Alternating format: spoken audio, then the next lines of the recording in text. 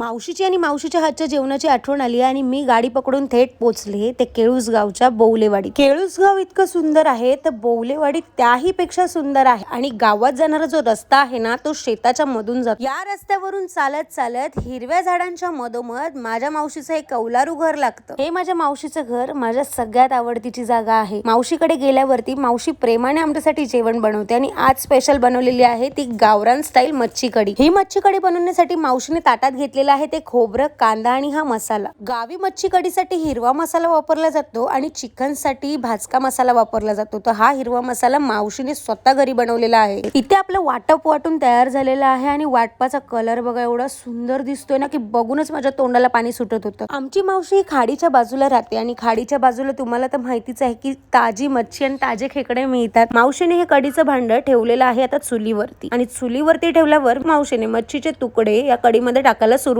केली. मी बघून अक्षरशः शॉकच झाली. पण तुम्हाला माहिती आहे का गावी ऑथेंटिक स्टाईल मध्ये अशीच मच्छी कढी बनवतात आणि कोकणी लोक तर पहिले बनवतात. जर तुम्ही कोकणी असाल तर तुम्हाला तर माहितीच असेल. इथे आपली मच्छी कढी बनवून तयार झालेली आहे. मग तुम्हाला ही रेसिपी कशी वाटली नक्की सांगा.